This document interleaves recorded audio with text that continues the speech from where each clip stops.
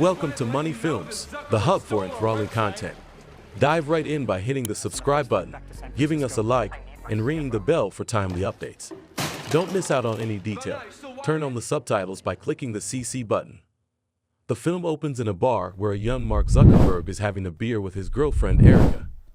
The night does not turn out well as Erica breaks up with him, stating that it is very difficult to date a guy like him who always makes her feel inferior. That night, Mark returns to his dorm room, creates a plain website, and makes a post that speaks dirt about Erica. Then, he comes up with another idea. The individual houses that people are in. Let the hacking begin. He wants to create an online place where male college students will be able to rate college girls. After he hacks into various university websites in order to steal the pictures of some female students, he speaks to his friend Eduardo and asks him to incorporate one of the algorithms he has created. At any given time, girl A has a rating RA and girl B has a rating RB. The website starts getting more and more traffic, in fact, so much traffic that Harvard's network crashes. His website, which is now called FaceMesh, has become pretty famous, but Mark is also put under investigation by Harvard's board for various minor crimes. Early in the script, the breakup with Erica seems to be a significant driving force for Mark's initial actions. Could this emotional turmoil be the very catalyst that led to the creation of one of the world's biggest social platforms? How do you think personal experiences and emotions, like Mark's breakup with Erica, shape our biggest life decisions or innovations? Comment down below. Mark is punished with a 6-month academic probation. So, 6 months academic probation. A few days later, he is met by twin brothers, Cameron and Tyler, who want to recruit him for a project they are working on. It is a social network that they call Harvard Connection. What makes this social network special is that it is going to be exclusively for Harvard students. Mark agrees to work for them and write the code of their social network, but he has already started thinking about his own plans.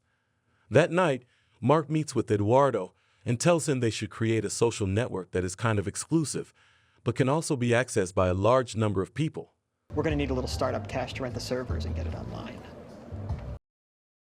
The network would start as a network of Ivy League students, but they would also have the ability to invite their friends on. Mark had understood that people wanted to be in the same places their friends were in. That is why FaceMesh was successful. People did not just like rating girls, they mostly liked rating girls they knew. The film cuts forward in time, and we now see that Mark is facing 2 different lawsuits. One of them is from the twins, and the other is from Eduardo. The twins are blaming Mark for stealing their idea. Divya Narendra asked you to build Harvard Connection. Did you say yes? I said I'd help. In the past, Mark was making them believe he was working on their project, in which he was hired, but in reality, he was just working on his own social media. Cutting back and forth, the film shows us that Mark established the domain name, the Facebook. One day, Mark came up with another idea when one of his friends approached him and started asking him about a girl from Mark's art class. He was interested to know if the girl had a boyfriend. Just as Mark started telling him that people do not walk around with a sign that displays if they are in a relationship or not, he got up and ran back to his room. That looks good. That looks really good. There, he started creating a new indicator for his social network, which would prompt people to state if they were in a relationship or not.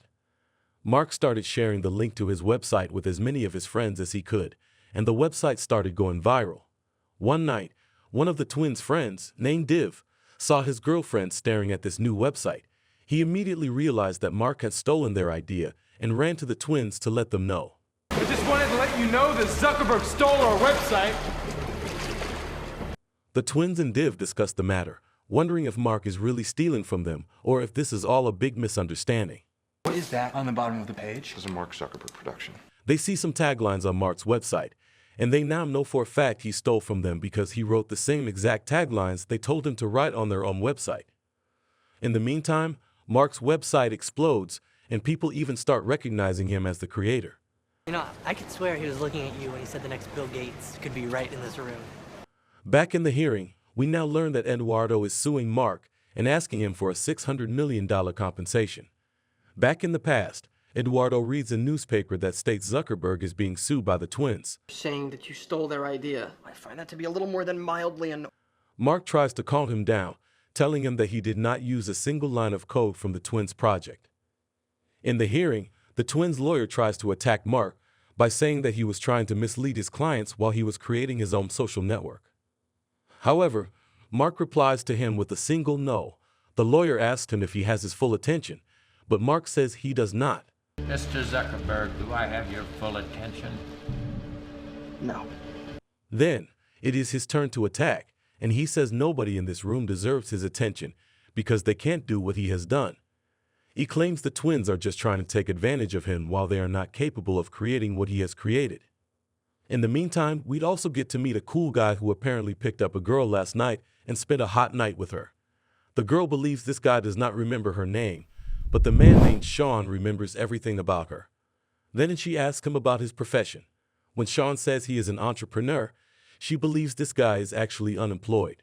However, Sean reveals he is the founder of Napster. I just slept with Sean Parker. You just slept on Sean Parker. Sean is informed about the Facebook and Mark Zuckerberg, and he is very interested in the network. At the same time, the twins tried to ask the principal of Harvard for his help. A student stole their intellectual property, and they expect him to take action. However, the principal doesn't give a penny to them and tells them to use their brains in order to come up with a new idea to create. Whoops, broke a 335-year-old doorknob.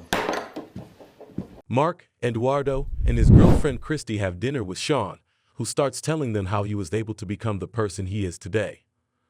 Sean wants Mark to take his company public and also advises him to remove the article "duh" from his social media and just keep it as Facebook.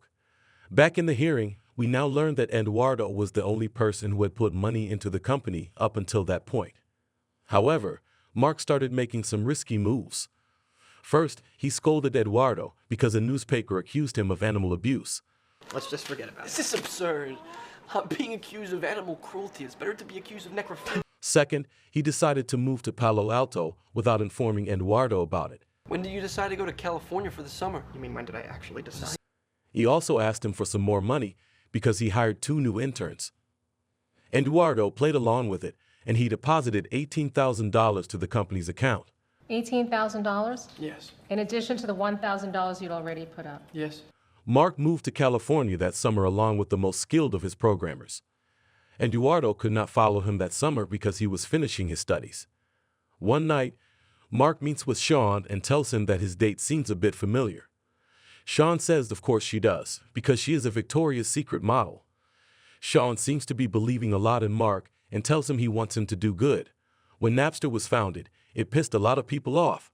The same thing happened with FaceMesh, so Mark is on the right track to becoming big. This time, you're gonna hand him a business card that says, "I'm CEO." In the meantime, the twins are competing in a rowing race. The race is quite hard, and the twins lose for half a second. After the race, the twins attend a gathering at the university, and they speak to various people. At some point, a man approaches them and tells them his daughter also watched the race through a website called Facebook. Just seen by their computers. A new website called Facebook. Do you have this in America? As the narrative unfolds, Sean's role as a mentor, influencer, and even disruptor in Mark's life becomes apparent. He brought significant insights and changes, including the renaming of the Facebook to just Facebook. How crucial do you think the role of mentors or external influencers like Sean are in the trajectory of startups? Have you ever had a Sean in your life? Share your experience down below. The twins note that the man's daughter is not located in America, but is studying in England. The man confirms their suspicions, and the twins now understand that Facebook has expanded and has reached Europe. When they sit down to discuss about it, one of the twins notes that they have done everything they could till now. However, nothing worked, so maybe it is time for them to use all of their resources and take the case to the federal court. The team agrees, and they are now about to make the big move and sue Mark. Eduardo comes to California to meet with Mark, but he now realizes that Sean has set up a series of meetings with various investors without notifying him. 5 in Europe. I'm aware of that. Mark, I'm the CFO. After fighting with Mark, Eduardo freezes the company's bank account. However, Mark has met with some investors in the meantime, and he informs Eduardo that they will invest $500,000 on Facebook. Your ass on the first flight back to San Francisco. I need my CFO. Eduardo meets with the company's lawyers, and he now signs the papers in order to receive some of the company's stocks. In the hearing, he says that was a wrong move on his part because he did not give those papers to his lawyers to read. Then, he narrates that Mark issued millions of additional shares, and Eduardo's shares in the company were diluted. Yes. How about now? You still wired in? However, the same thing did not happen with Mark or Sean, who kept their share percentage intact. With everything that happened, Eduardo could not keep being with the company, so he left.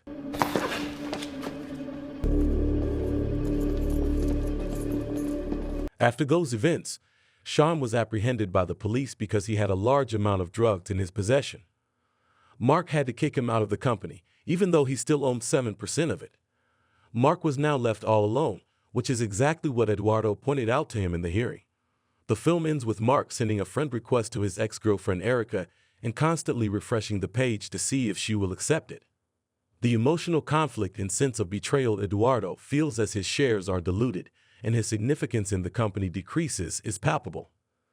His trust in Mark and his belief in the company put him in a precarious position. In the world of startups, how do you balance trust and business? Was Eduardo too trusting, or was Mark simply playing the game? What would you have done in Eduardo's place? Let us know your thoughts in the comment section. Thanks for diving into this content journey with us. Can't wait to embark on another adventure with you soon. Until next time.